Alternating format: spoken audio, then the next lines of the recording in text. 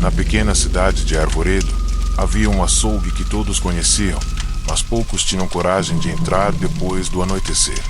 Seu dono, um homem calado chamado Ernesto, mantinha o estabelecimento aberto há décadas, sempre vestido com o mesmo avental manchado de sangue seco. As carnes expostas nos balcões pareciam frescas demais, como se tivessem acabado de ser retiradas da vida, e muitos clientes juravam ouvir ruídos estranhos vindos do fundo da loja, como gemidos abafados e batidas metálicas. O lugar exalava um cheiro forte, não apenas de carne crua, mas de algo mais pesado, algo que fazia os fregueses olharem por cima do ombro antes de saírem rapidamente. Diziam que, após a meia-noite, Ernesto acendia as luzes vermelhas dos fundos e passava horas serrando e cortando algo que não era vendido no dia seguinte, como se guardasse peças para um cardápio que ninguém nunca pedia, mas que estava sempre em preparação. Os boatos começaram quando moradores notaram o desaparecimento de mendigos que costumavam dormir perto da praça. Alguns juravam que a última vez que os viram foi pedindo comida na porta do açougue. Outros relatavam que cães e gatos da vizinhança sumiam de repente, e quando reapareciam, estavam dilacerados em sacos pretos deixados atrás do local. Ernesto sempre dizia que era obra de animais selvagens, mas sua calma excessiva apenas alimentava as suspeitas. Um jovem chamado Ricardo, curioso por natureza, decidiu investigar por conta própria. Ele acreditava que havia algo obscuro escondido naquele lugar. Uma noite, esperou Ernesto fechar o açougue. Escondido, seguiu-o discretamente. Viu quando o açougueiro trancou a porta principal, mas deixou uma pequena luz acesa nos fundos. Ricardo se aproximou pela lateral, notou uma janela entreaberta. Ao olhar para dentro, sentiu o coração gelar com a cena que testemunhou. No interior do açougue, Ernesto não estava apenas cortando carne de boi ou porco. Sobre a grande mesa de inox havia algo que parecia humano. Um braço estendido, com a pele ainda presa e a mão enrijecida.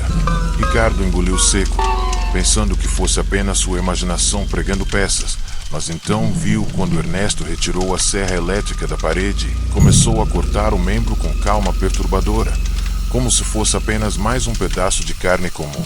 O sangue escorria para um balde no chão, misturando-se a outros restos que o jovem não conseguiu identificar de imediato. Ernesto assobiava baixinho enquanto trabalhava, indiferente ao horror do que fazia. Ricardo tropeçou ao tentar recuar, fazendo um barulho que o denunciou. O açougueiro ergueu os olhos e por um instante o encarou diretamente através da janela. O silêncio foi sufocante e Ricardo correu sem olhar para trás, ouvindo ao longe a risada grave e arrastada de Ernesto ecoando pela madrugada. Nos dias seguintes, Ricardo tentou contar a amigos e até a polícia, mas ninguém acreditou. O delegado local era freguês de Ernesto e dizia que aquilo era apenas invenção de um garoto assustado. Os vizinhos, por sua vez, preferiam ignorar qualquer coisa estranha, pois dependiam do açougue para se alimentar. Sentindo-se impotente, Ricardo resolveu voltar sozinho e tentar obter uma prova. Levou consigo uma câmera velha e esperou novamente a noite cair. Dessa vez, entrou pelos fundos, forçando uma porta que parecia raramente usada. O cheiro dentro era insuportável, uma mistura de carne apodrecida e ferrugem. Enquanto caminhava pelas câmaras frias, notou ganchos pendurados com formas humanas cobertas por panos ensanguentados. Ao erguer um deles, quase vomitou. Não eram animais, mas corpos de pessoas, despidos e cortados, como se estivessem à espera de serem preparados. Ricardo mal conseguiu registrar algumas imagens quando ouviu passos pesados atrás dele, seguidos pelo som metálico da serra sendo ligada. Ernesto avançou pelo corredor com a serra elétrica nas mãos, e seu rosto estava iluminado por um prazer sombrio. Ricardo correu entre as câmaras, derrubando caixas e tentando encontrar uma saída, mas cada porta parecia trancada por dentro. O som da serra se aproximava cada vez mais, misturado ao riso baixo e perturbador do açougueiro. Em desespero, Ricardo entrou em um dos congeladores e fechou a porta atrás de si. O frio cortante o atingiu, e ele percebeu que estava cercado por dezenas de corpos pendurados como carne comum. As câmeras de segurança piscavam no teto. Ele entendeu que Ernesto sabia exatamente onde ele estava. O barulho cessou de repente, e o silêncio foi ainda mais assustador. Quando Ricardo tentou sair, a porta estava trancada. Gritou, bateu, mas do outro lado só havia a respiração pesada do açougueiro, esperando o momento certo. Dias depois, os moradores comentavam sobre o desaparecimento de Ricardo. Alguns diziam que ele havia fugido da cidade, outros acreditavam que simplesmente enlouqueceu. Ernesto, no entanto, seguia com seu açougue aberto, sorridente e oferecendo cortes de carne ainda mais frescos que o normal. O delegado, satisfeito, elogiava a qualidade dos produtos, enquanto os fregueses se deliciavam sem imaginar a verdade. Atrás das câmaras frias, um novo corpo pendia no gancho, aguardando ser servido de forma discreta. Ernesto, em silêncio, preparava cada peça com perfeição, assobiando como sempre. E toda vez que alguém mordia um pedaço suculento de carne, sem saber sua origem, era como se um pacto macabro fosse renovado. O açougueiro alimentava a cidade, e a cidade, por sua vez, fechava os olhos para aquilo que sustentava sua mesa.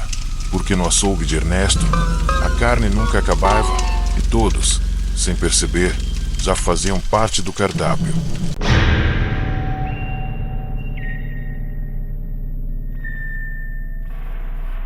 Depois do desaparecimento de Ricardo, o açougue de Ernesto ganhou ainda mais fama, mas de uma forma estranha. Muitos comentavam sobre a qualidade impecável das carnes, dizendo que nunca tinham provado nada tão macio e suculento. O comércio prosperava e Ernesto, sempre calado, parecia mais satisfeito do que nunca. Porém, alguns moradores começaram a notar algo perturbador. A cada pessoa que desaparecia misteriosamente, novos cortes de carne surgiam no balcão, sempre em quantidade suficiente para suprir a cidade inteira. Um jovem chamado Douglas, amigo próximo de Ricardo, desconfiava de que o sumiço do rapaz estava diretamente ligado ao açougue.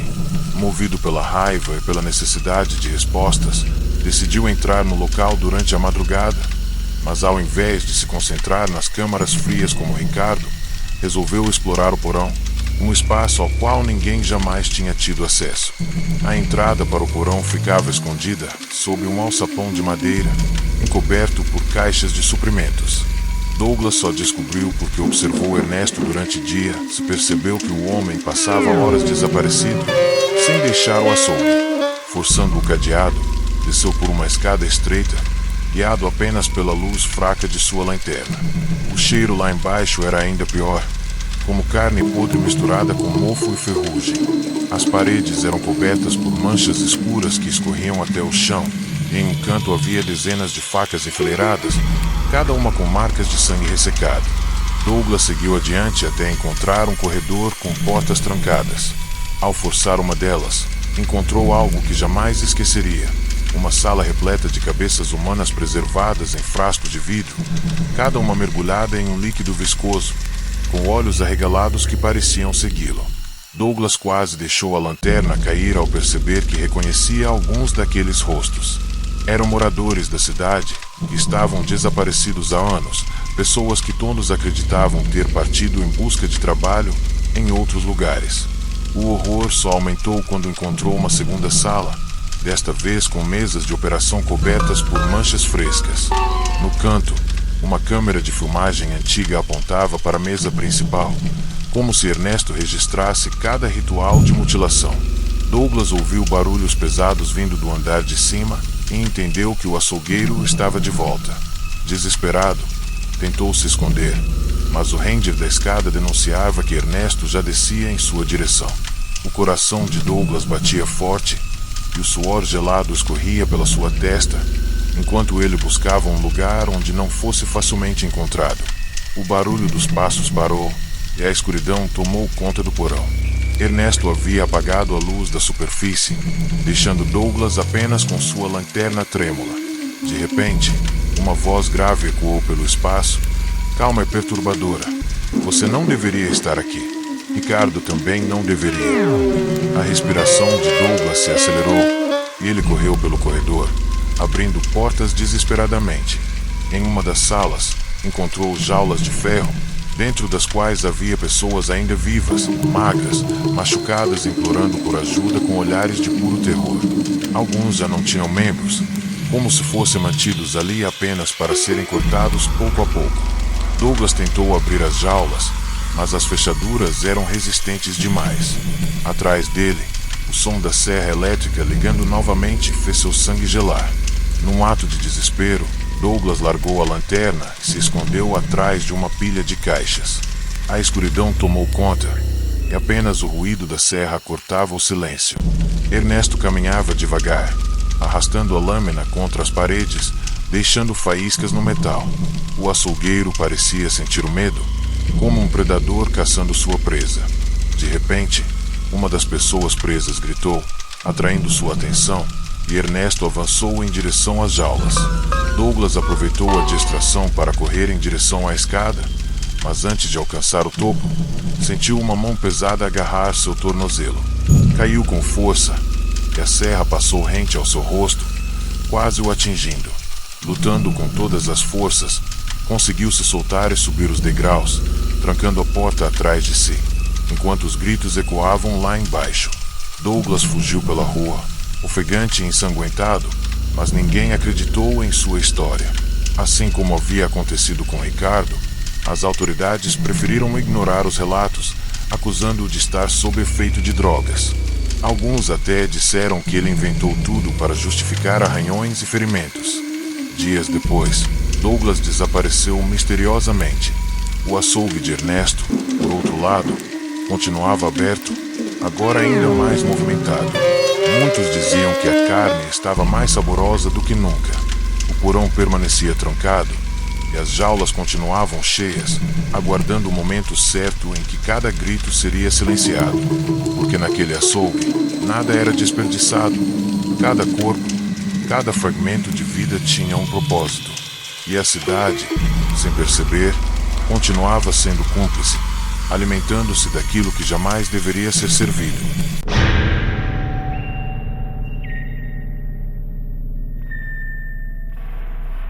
A cidade de Arvoredo já se acostumara com os desaparecimentos, tratando-os como parte de uma estranha rotina. O açougue de Ernesto, por outro lado, prosperava como nunca, sempre com carne fresca e clientes fiéis. Mas havia uma mulher que não aceitava o silêncio da comunidade. Helena, mãe de Ricardo, o rapaz que havia sumido após investigar o local.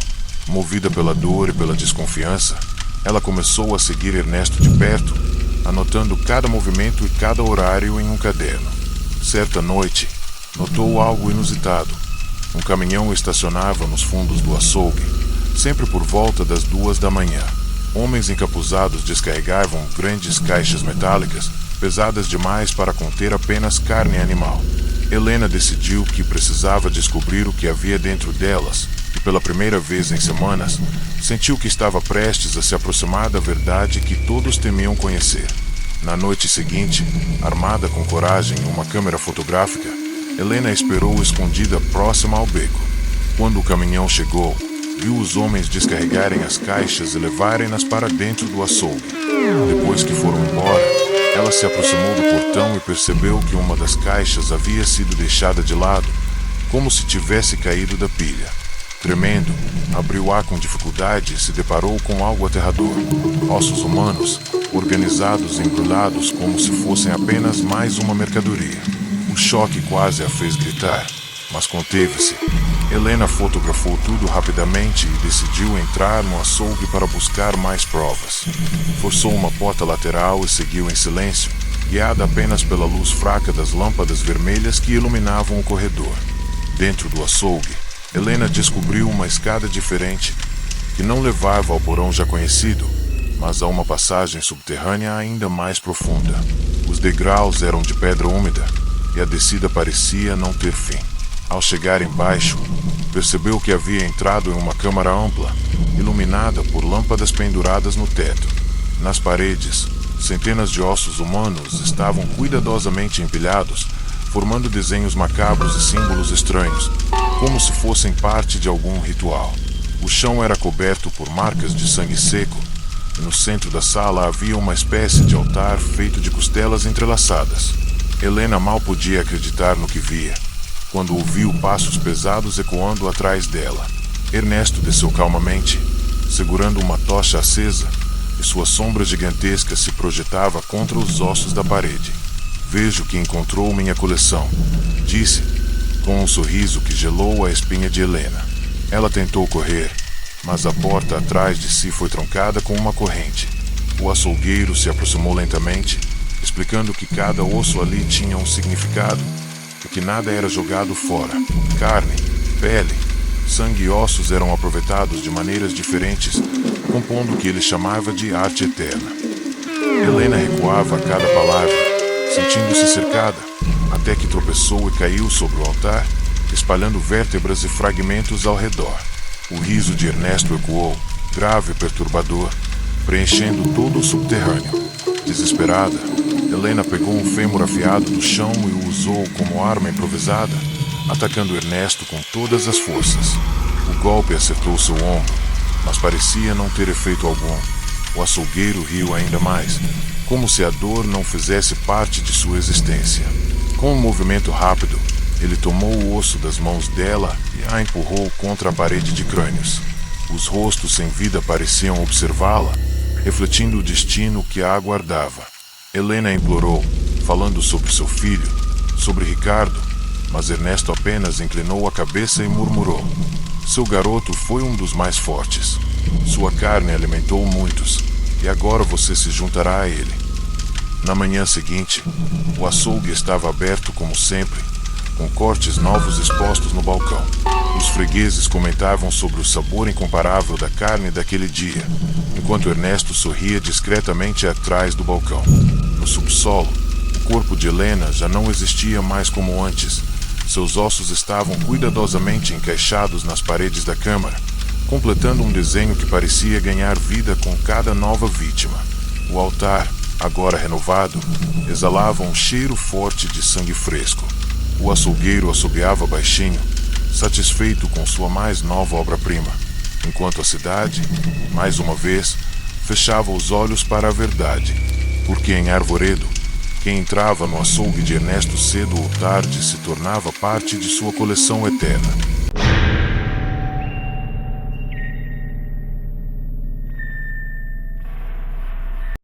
A cidade de Arvoredo vivia sob um silêncio cúmplice. O açougue de Ernesto era o coração daquele lugar, e mesmo os que desconfiavam preferiam fingir que nada viam. No entanto, um detalhe começou a chamar a atenção. Caminhões diferentes passavam a madrugada entregando caixas misteriosas nos fundos do açougue, mas nunca se via carne animal sendo trazida. Pelo contrário, parecia que quanto mais pessoas desapareciam, mais caminhões chegavam.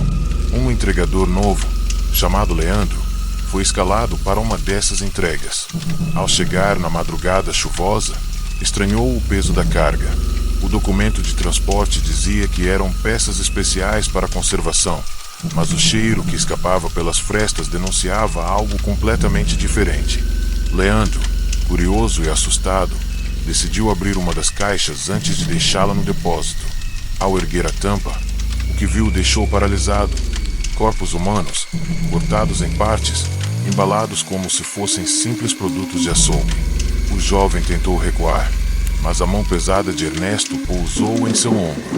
Viu mais do que devia, rapaz, disse o açougueiro, com aquele tom grave e arrastado que parecia cortar o ar. Leandro gaguejou, dizendo que não contaria a ninguém, mas o sorriso perturbador de Ernesto mostrava que isso não importava. Ainda assim, ao invés de atacá-lo imediatamente, o homem o convidou a entrar. Já que viu que não devia, vai entender como as coisas realmente funcionam. Apavorado, mas sem coragem de recusar, Leandro entrou no açougue. As luzes vermelhas iluminavam o corredor, e o cheiro de sangue fresco parecia mais forte a cada passo. Ernesto o guiou até os fundos, abrindo uma porta que levava a uma sala nunca antes mencionada, a câmara de processamento. Lá dentro, Leandro viu mesas de aço alinhadas, cada uma com restos humanos organizados como se fossem peças de gado. Havia etiquetas, balanças e ganchos, tudo meticulosamente catalogado. Ernesto falava com naturalidade, como se estivesse mostrando seu ofício. Explicava que cada parte tinha um destino, desde os cortes nobres servidos à elite da cidade até o sangue usado para temperar pratos secretos. O mais assustador era a precisão com que trabalhava, como se não houvesse diferença entre carne humana e animal. Leandro lutava para não vomitar, enquanto o açougueiro continuava seu discurso. A cidade inteira se alimenta de mim e ninguém ousa levantar a voz. Sabe por quê? Porque eles sentem o gosto e, uma vez provado, não há volta. De repente, a porta da sala se abriu e 2 homens encapuzados entraram trazendo mais caixas. Leandro os reconheceu. Eram motoristas que faziam entregas na região. Eles cumprimentaram Ernesto com respeito e olharam para o jovem como se já soubessem seu destino. Um deles murmurou: "Mais um curioso? Não vai durar." Ernesto, no entanto, parecia indeciso. Talvez este aqui ainda possa ser útil. Um novo entregador. Alguém para levar a carne mais longe. Leandro tremeu, percebendo que sua vida agora dependia daquela escolha macabra. Se aceitasse, poderia ganhar tempo, mas se recusasse, sabia que terminaria pendurado em um dos ganchos. Com a voz falhando, Leandro disse que aceitaria, que poderia transportar o que fosse necessário. Ernesto se aproximou, limpando as mãos ensanguentadas no avental, encarando-o nos olhos. Uma vez dentro, não há saída, garoto. Vai carregar mais do que caixas. Vai carregar a fome da cidade, e ela nunca acaba. Os homens encapuzados riram baixinho, enquanto Leandro era levado até o caminhão novamente. Dessa vez, em vez de descarregar, seria ele quem entregaria pacotes para lugares que nunca apareciam nos mapas. Pacotes que fediam a morte e estavam sempre destinados a alguém que pagava caro pelo produto exclusivo. Dias depois, Leandro já não era o mesmo. Os vizinhos notaram que seus olhos estavam fundos e que ele evitava qualquer conversa. As noites eram longas, marcadas pelo barulho dos caminhões e pelo som metálico das correntes sendo arrastadas dentro do açougue. Ninguém mais o viu sorrir, e muitos juravam que ele envelhecera anos em poucos dias. O que não sabiam era que ele agora fazia parte do ciclo, sendo responsável por espalhar o segredo de Ernesto para além de Arvoredo. Cada entrega era um pacto. Cada viagem carregava o gosto amargo daquilo que sustentava a cidade. E Leandro entendia. Não havia como escapar, porque uma vez que o açougue o escolhia, ou você entregava, ou acabava servido.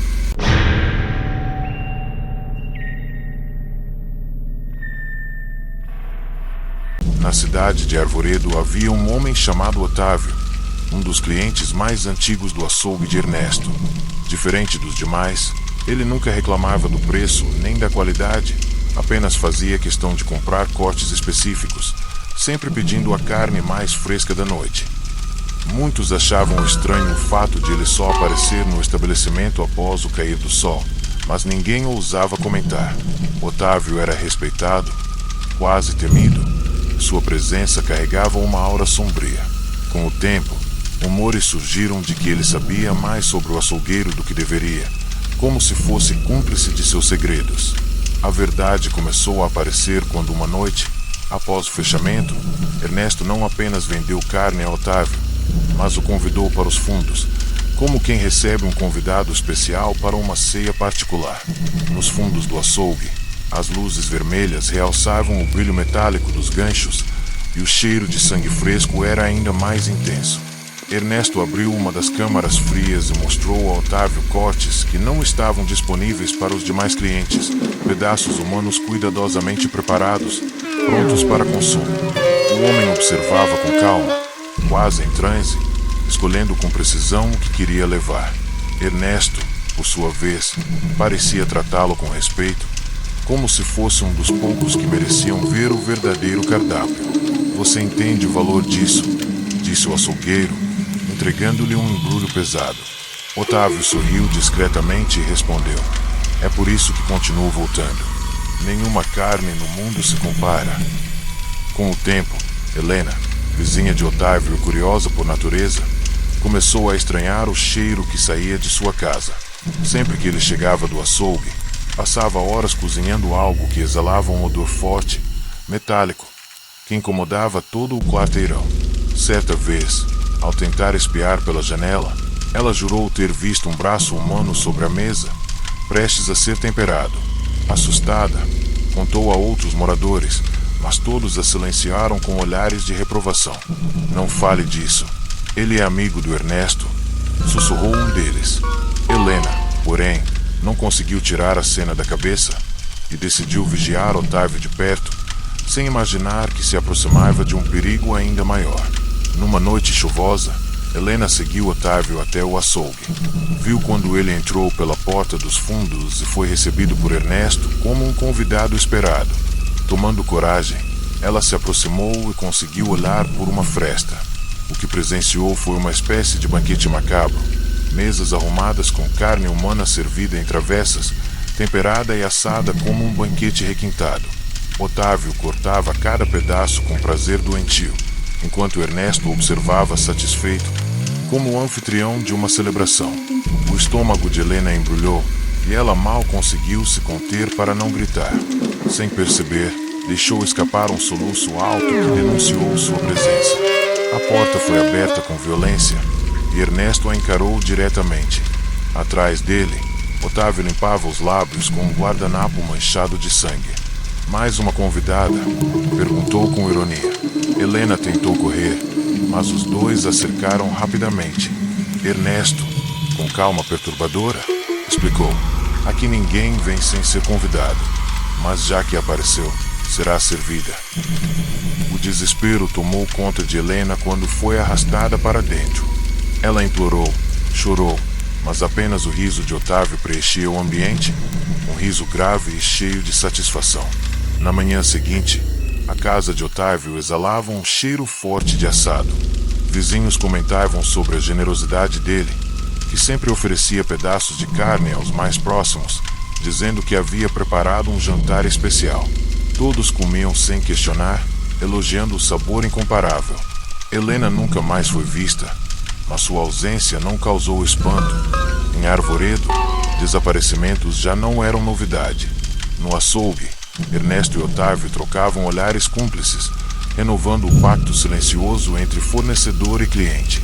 A cada refeição, mais um segredo era devorado junto com a carne, e a cidade seguia cúmplice, alimentando-se daquilo que jamais deveria ser servido.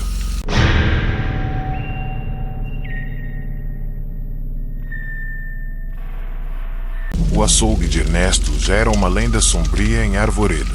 Ao longo dos anos, muitos desapareceram, outros tantos fingiram não ver, e alguns poucos que tentaram revelar a verdade acabaram virando parte do cardápio. Mas os segredos não poderiam permanecer escondidos para sempre. Um jornalista chamado Mauro chegou à cidade após ouvir boatos sobre o açougueiro e decidiu investigar para uma grande reportagem. Diferente dos curiosos que sumiram antes dele, Mauro era meticuloso. Entrevistou vizinhos, seguiu os caminhões de entrega, principalmente, conseguiu infiltrar-se como ajudante no próprio açougue, fingindo precisar de trabalho. Ernesto o aceitou, desconfiado, mas parecia gostar da ideia de ensinar seu ofício a alguém disposto a aprender. O que Mauro não sabia é que ser ajudante ali não significava apenas lidar com carne animal, mas mergulhar em um pesadelo de sangue e silêncio. No início, Mauro tentava se manter frio, cortando pedaços de carne e fingindo não perceber o aspecto suspeito de alguns cortes. Com o tempo, porém, viu coisas que tiraram seu sono. Uma noite, Ernesto levou para os fundos e abriu uma porta que parecia um cofre. Lá dentro, havia corpos pendurados como peças de gado, etiquetados com nomes e datas. Cada um deles tem uma história, e agora, um propósito, disse o açougueiro, assobiando baixinho enquanto afiava sua faca. Mauro quase desmaiou, mas manteve a calma, escondendo seu verdadeiro objetivo. Passou a registrar tudo em um pequeno gravador escondido sob a camisa, acumulando provas que poderiam derrubar o açougueiro e revelar a verdade para o mundo. Os dias seguintes foram um tormento. A cada corte que fazia, Mauro sentia que participava do crime, tornando-se cúmplice involuntário. As câmeras frias escondiam gritos sufocados, e os corredores escuros guardavam gemidos de quem ainda não tinha sido totalmente preparado. Ele sabia que precisava agir logo, ou acabaria tendo o mesmo destino das vítimas. Numa madrugada chuvosa, conseguiu escapar do açougue levando algumas gravações e fotografias. Planejava enviar tudo para um jornal na capital, mas antes que pudesse partir, percebeu que era seguido por figuras encapuzadas. Arvoredo não era apenas vítima. Muitos moradores estavam envolvidos, sustentados pelo sabor proibido que os ligava a Ernesto. Mauro tentou pedir ajuda na delegacia, mas encontrou apenas o silêncio. O delegado, com olhar frio, colocou a mão em seu ombro e disse: "Você não devia mexer com isso. A cidade inteira depende do que sai daquele açougue." Apavorado, Mauro correu até uma pousada para se esconder, mas naquela noite bateram em sua porta. Ao abrir, encontrou Ernesto, calmo e sorridente, segurando uma faca limpa. "Você trabalhou bem, mas se esqueceu de uma regra. Aqui, quem sabe demais não sai vivo." Mauro tentou fugir pela janela, mas foi dominado pelos homens encapuzados, arrastado de volta para o açougue e colocado sobre a mesa de aço, cercado por todos os cúmplices daquela cidade maldita. O ritual daquela noite foi diferente. Ernesto preparou o salão como se fosse um grande jantar, com mesas arrumadas, velas acesas e travessas prontas. A cidade inteira parecia presente, em silêncio, esperando pela refeição. Mauro, amarrado à mesa, gritava e implorava, mas ninguém demonstrava piedade. O açougueiro ergueu sua faca. Com calma perturbadora, começou a falar: "Hoje celebramos mais um ciclo. O alimento que sustenta Arvoredo não é apenas carne, é segredo, é pacto, é silêncio." Os moradores aplaudiram baixinho, como se estivessem em uma cerimônia sagrada. Mauro chorava, percebendo que não havia escapatória. Na manhã seguinte, o açougue abriu normalmente. No balcão, cortes novos e suculentos chamavam a atenção dos clientes, que elogiavam o sabor acima de qualquer comparação. Ninguém mencionava Mauro. Ninguém falava sobre o estranho banquete da noite anterior. As provas que ele havia reunido desapareceram junto com seu corpo. Ernesto, atrás do balcão, assobiava como sempre, satisfeito com mais uma noite de trabalho. A cidade continuava alimentada, cúmplice e calada, presa a um ciclo de horror que jamais terminaria. Porque em Arvoredo, todos já haviam provado a carne de Ernesto. Uma vez que o gosto entrava na boca, não havia retorno. O açougue não era apenas um comércio, era um altar. E nele, todos eram fiéis devotos, condenados à última ceia eterna.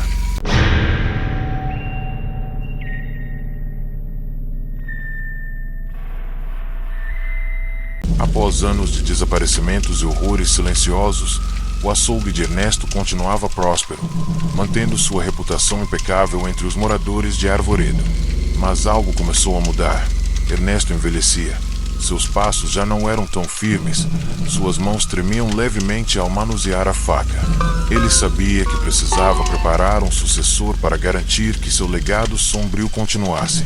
Entre os jovens que chegavam ao açougue em busca de emprego, escolheu um rapaz chamado Caio, tímido e obediente, mas com uma curiosidade que lembrava a de Ricardo. Ernesto começou a treiná-lo, ensinando-lhe sobre cortes, temperos e a arte de transformar carne humana em um produto desejado. Caio observava, assustado e fascinado ao mesmo tempo, sem perceber que estava sendo lentamente absorvido pelo lado mais sombrio do mestre. As primeiras semanas foram de aprendizado básico: organizar o balcão, limpar a câmara fria e lidar com clientes. Mas uma noite, Ernesto levou Caio para o fundo do açougue e abriu uma porta que revelava um porão novo, maior e mais horripilante que qualquer outro que ele já tivesse visto. Lá, corpos pendiam em ganchos, ossos alinhados nas paredes e instrumentos de corte eram mostrados com reverência. Ernesto explicou que cada peça tinha seu propósito. Cada corpo, Sua função é que o segredo do sucesso do açougue estava no rigor e no silêncio. Caio sentiu náusea e medo, mas a forma calma e confiante de Ernesto fazia com que ele permanecesse imóvel, como se estivesse hipnotizado. Com o tempo, Ernesto passou a envolver Caio em tarefas mais macabras: triturar partes que não seriam vendidas, preparar cortes especiais para clientes exclusivos e manter o controle sobre os corpos ainda vivos no porão. A cada instrução, a mente de Caio se acostumava com a normalidade do horror e ele começou a aceitar aquilo como rotina. Durante uma noite de entrega, ele percebeu que os caminhões não levavam apenas carne, mas também moradores que nunca mais retornariam, transformando-se no estoque futuro do açougue. A cidade continuava ignorante e Caio, agora cúmplice, começava a compreender que a sobrevivência do estabelecimento dependia da obediência absoluta e da discrição. Certa madrugada, um vizinho curioso tentou entrar no açougue para investigar, mas foi surpreendido por Caio, que agora agia com a precisão e frieza do próprio Ernesto. O jovem o amarrava, explicando que todos que bisbilhotavam corriam o mesmo destino, eram parte do cardápio. O vizinho implorou por sua vida, mas Caio apenas observava, lembrando das lições de Ernesto: medo, silêncio e controle absoluto.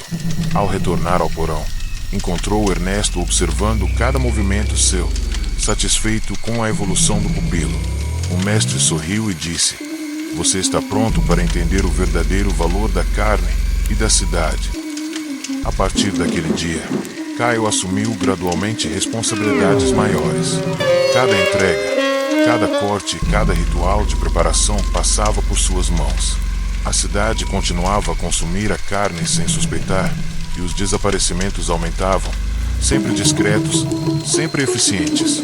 Caio aprendeu que o poder não estava apenas na faca, mas na manipulação do medo e na manutenção do segredo. A cada noite, ele sentia seu coração endurecer, tornando-se insensível à dor alheia. Ernesto sabia que seu legado estava seguro. Um novo herdeiro havia sido formado, capaz de continuar a operação sem deixar rastros. Meses depois, Ernesto adoeceu gravemente e não conseguiu mais levantar-se do balcão. Caio assumiu o açougue por completo, mantendo a fachada impecável e os clientes satisfeitos. No subsolo, os corpos ainda pendiam, as câmaras frias guardavam os segredos e o ritual de preparação continuava com precisão cirúrgica. Caio sorria discretamente para si mesmo, lembrando das palavras de Ernesto: o segredo não é apenas a carne, é o silêncio, a obediência e o pacto. Arvoredo seguia ignorante, alimentando-se de um horror que agora tinha um novo guardião. O açougue continuava aberto, e a cidade, sem saber, já pertencia ao novo mestre, fadada a consumir o que jamais deveria provar.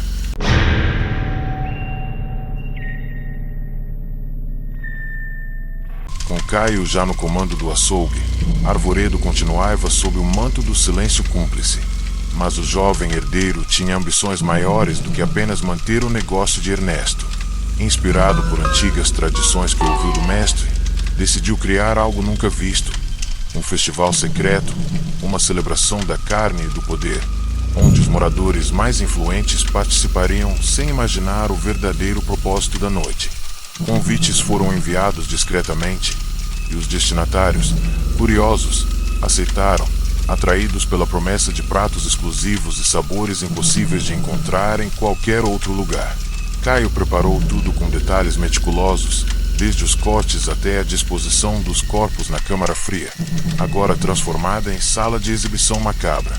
Na noite do festival, os convidados chegaram ao açougue, intrigados com a ambientação luxuosa e a iluminação dramática. O cheiro forte de carne fresca e especiarias exóticas enchia o ar, criando uma atmosfera quase sedutora. Cada mesa era decorada com cortes especiais, cuidadosamente dispostos para impressionar e encantar os olhos antes de provocar o paladar. Caio, vestido com o avental de Ernesto, cumprimentava cada visitante com um sorriso perturbador, guiando-os pela experiência como um maestro.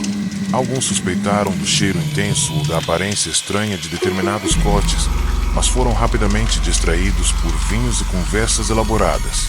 O verdadeiro horror, no entanto, aguardava nos bastidores. Enquanto os convidados desfrutavam dos pratos, Caio observava os corredores do açougue pelo espelho de vigilância, garantindo que ninguém escapasse ou desconfiasse do ritual. No subsolo, corpos pendiam em ganchos e as câmeras frias estavam preparadas para um espetáculo ainda mais macabro. Alguns dos convidados selecionados tinham destinos específicos. Seriam escolhidos para compor o cardápio futuro, garantindo que o ciclo de horror se renovasse sem interrupção. Caio sentia um prazer frio ao assistir a reação das pessoas, muitas delas admirando a qualidade da carne sem imaginar sua origem. O festival não era apenas uma comemoração, era uma exibição do poder absoluto do açougueiro e seu sucessor.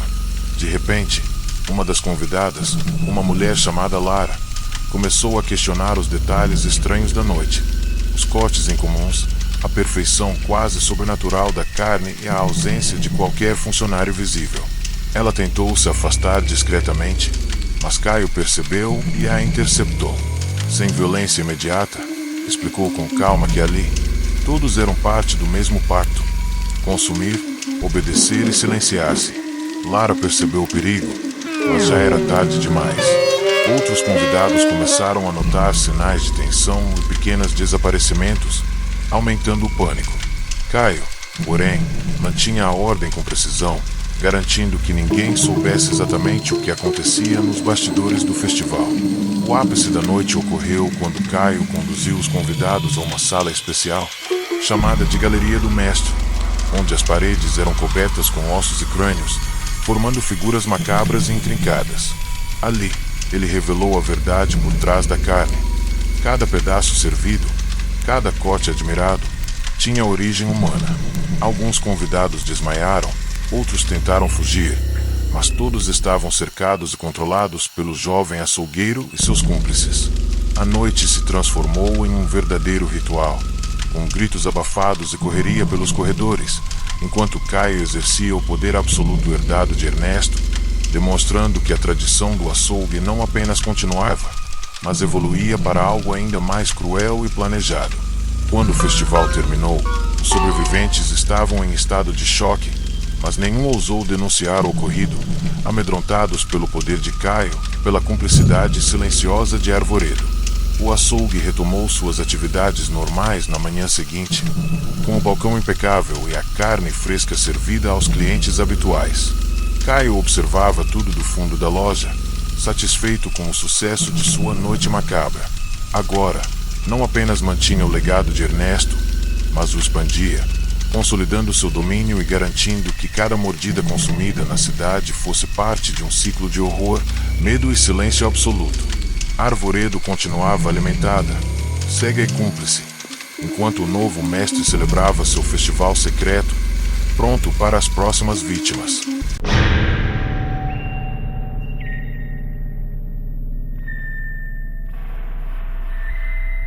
Com o tempo, Caio consolidou seu domínio sobre o açougue e a cidade de Arvoredo. A rede de entregas estava ativa, novos cúmplices haviam sido recrutados e o fluxo de desaparecimentos aumentava discretamente. Mas ele sentia que algo ainda precisava ser provado, um teste final, uma demonstração de que sua autoridade era absoluta e que ninguém ousaria desafiá-lo. Assim, decidiu organizar um jogo entre os moradores mais curiosos ou suspeitos, aqueles que não conseguiam ignorar os rumores se aproximavam demais da verdade. O convite era velado, prometendo uma experiência exclusiva no açougue. Os participantes, sem imaginar o perigo real, aceitaram. Caio preparou tudo com precisão cirúrgica, como se fosse uma partida de xadrez, cada movimento pensado para testar limites e despertar terror absoluto. Na noite do jogo, os convidados chegaram ao açougue. Cada um recebeu uma máscara negra e foi conduzido por corredores estreitos, com paredes cobertas por fotos de vítimas anteriores e cortes pendurados em ganchos. O cheiro intenso de sangue fresco tornava o ambiente sufocante. Caio explicou as regras de forma calma. Deveriam encontrar uma saída, mas qualquer deslize seria punido. Ele observava cada passo, monitorando com câmeras e sensores colocados estrategicamente em todo o açougue. O jogo não era apenas uma caçada, era uma demonstração do poder absoluto que ele exercia sobre a vida e a morte. Alguns participantes começaram a tremer, outros a chorar, enquanto Caio permanecia impassível, como se nada pudesse abalar sua frieza.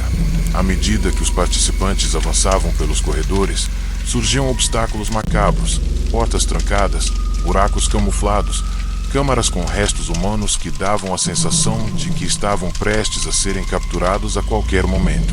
O terror psicológico era tão intenso quanto a ameaça real da faca e dos ganchos. Alguns tentaram gritar por ajuda, mas a cidade inteira parecia distante demais para ouvir. Cada suspiro, cada passo errado, aumentava a tensão.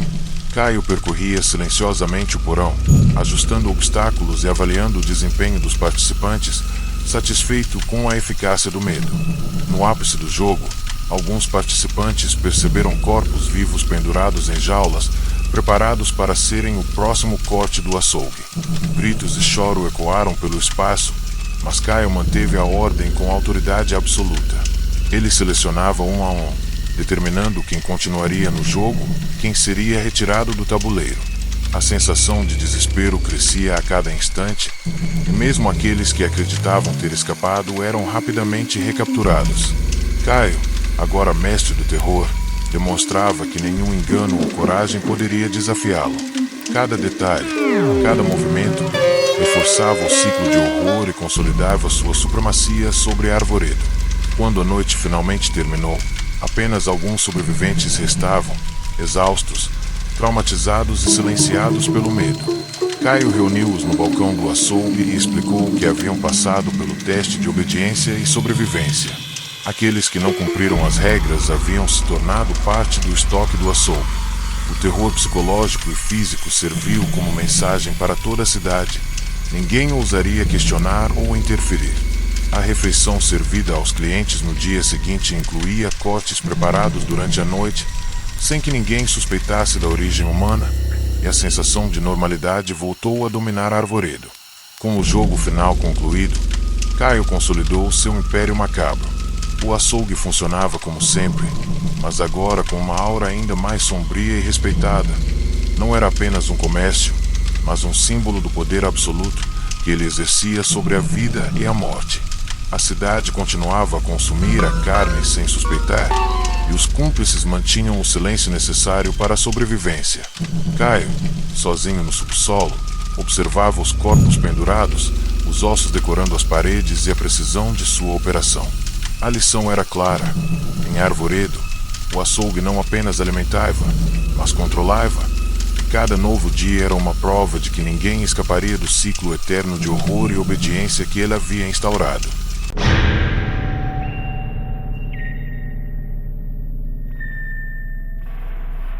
Depois de anos dominando o Arvoredo e mantendo o açougue em plena atividade, Caio descobriu que poderia ir ainda mais longe. Ele notou um antigo forno industrial escondido nos fundos da loja, encoberto por caixas e aparatos esquecidos. Durante o treino de seus novos cúmplices, percebeu que o forno era grande o suficiente para processar grandes volumes de carne de forma rápida e silenciosa. Inspirado, planejou criar um método mais eficiente de preparar os cortes humanos sem deixar vestígios visíveis. O forno tornou-se, assim, o novo segredo do açougue, algo que apenas ele e os mais confiáveis assistentes conheciam, garantindo que cada pedaço fosse tratado de forma quase artesanal e ainda mais macabra. Certa noite, Caio decidiu testar o forno com cortes especiais que havia separado durante o dia. Os ajudantes observavam em silêncio, tensos e excitados, enquanto ele demonstrava a precisão do processo. O calor intenso e o aroma metálico do forno misturavam-se ao cheiro de temperos, criando uma sensação perturbadora de normalidade e horror ao mesmo tempo. Caio explicava que a cidade jamais desconfiaria, pois tudo parecia preparado com cuidado e perfeição, como uma receita gourmet. Os corpos pendiam nos ganchos acima, e parte da carne era cuidadosamente selecionada, enquanto o restante era processado no forno, garantindo que o açougue permanecesse limpo e organizado, mas mantendo seu ciclo macabro intacto. Enquanto isso, um novo morador da cidade, Júlio, começou a trabalhar como ajudante temporário. Curioso e desconfiado, Ele percebeu a frequência com que Caio se dirigia ao forno durante a madrugada e decidiu investigar. Escondido, observou a operação secreta.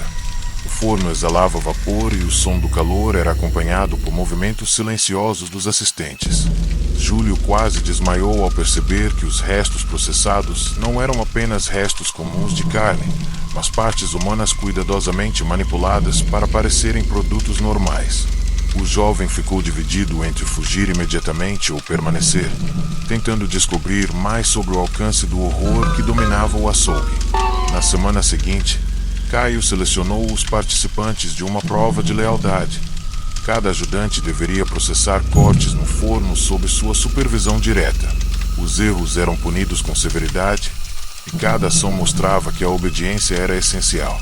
Júlio, assustado, viu outros novatos falharem e ser eliminados do círculo de confiança de Caio, sendo substituídos pelos que sobreviveram ao teste.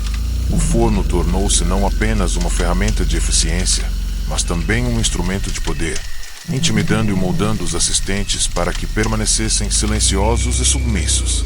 O controle psicológico agora era tão importante quanto o físico. Certa madrugada, um cliente especial, acostumado aos cortes mais finos e exclusivos, solicitou uma encomenda fora do comum. Caio percebeu a oportunidade de mostrar a capacidade do forno, demonstrando a rapidez e a eficiência com que poderia preparar cortes humanos para atender às exigências mais refinadas.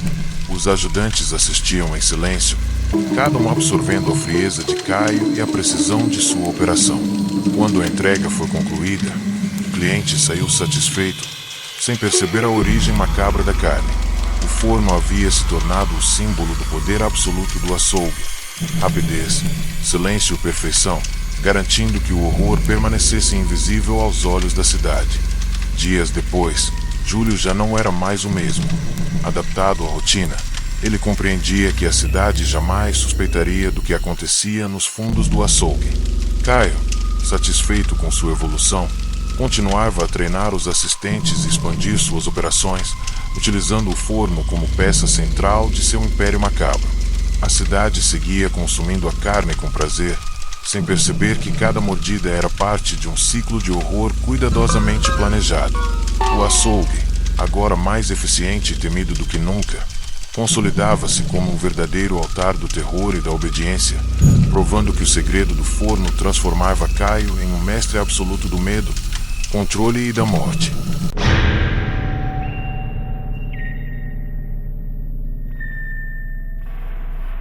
O açougue de Caio em Arvoredo continuava a prosperar de maneira sombria, e a cidade permanecia alheia aos horrores que aconteciam atrás do balcão.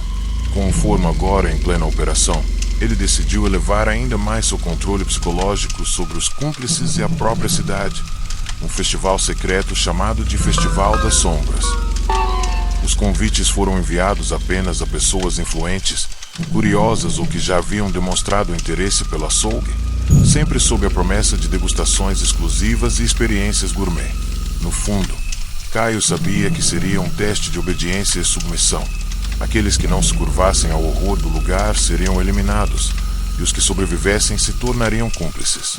Na noite do festival, o açougue estava transformado em um verdadeiro labirinto de terror. As luzes vermelhas e sombras projetadas nas paredes criavam formas grotescas que confundiam a percepção dos convidados. Cada mesa era decorada com cortes impecáveis, mas de aparência inumana, e o cheiro de carne fresca misturado a temperos exóticos provocava fascinação e repulsa ao mesmo tempo. Caio observava cada participante, analisando suas expressões, medindo o medo e a curiosidade. O forno, agora símbolo de poder, funcionava silenciosamente, processando cortes preparados previamente, garantindo que todos os detalhes da operação permanecessem invisíveis, mas mortais para quem ousasse questionar. À medida que a noite avançava, os convidados eram conduzidos por corredores estreitos e salas secretas, algumas decoradas com ossos e crânios formando figuras artísticas macabras. Aqueles que ousavam demonstrar medo ou questionar o ritual eram imediatamente isolados e eliminados, transformando-se em parte do cardápio do açougue. Caio, com frieza absoluta, supervisionava cada movimento, garantindo que a obediência fosse completa. Alguns convidados começaram a suspeitar, mas o terror psicológico imposto pelo ambiente e pelo próprio mestre os manteve silenciosos, incapazes de reagir ou denunciar o que estava acontecendo. Entre os convidados estava Mariana, uma jornalista local que havia escutado rumores sobre o açougue e decidido investigar.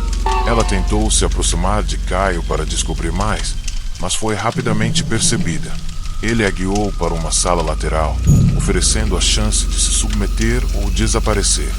Mariana, percebendo a gravidade da situação, fingiu obediência enquanto registrava mentalmente cada detalhe.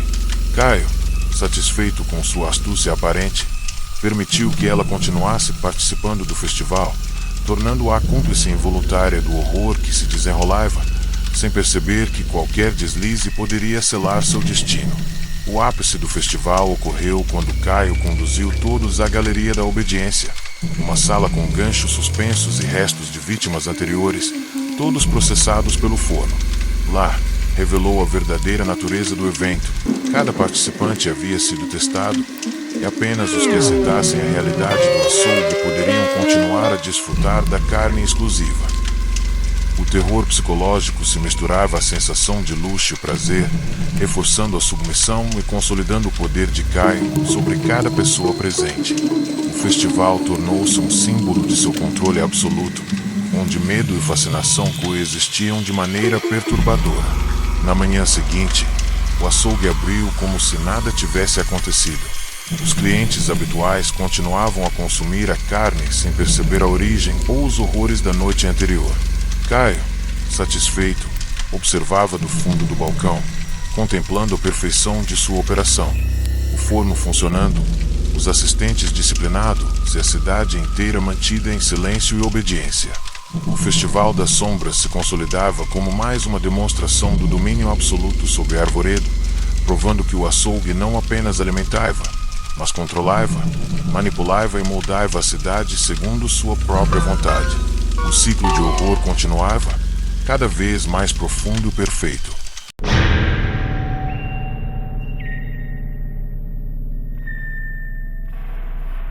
O açougue de Caio em Arvoredo já havia se tornado sinônimo de medo e silêncio. A cidade seguia consumindo a carne sem suspeitar da origem humana, e os cúmplices do mestre haviam se tornado fiéis, moldados pelo terror e pelo controle absoluto. Mas Caio decidiu inovar. Ele queria um evento especial, uma noite em que pudesse testar a cidade inteira de uma vez, mantendo o ciclo de horror, mas envolvendo diretamente os inocentes.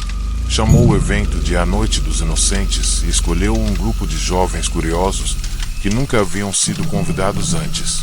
A ideia era simples: atrair pessoas para uma degustação especial, onde apenas os mais obedientes e silenciosos sobreviveriam.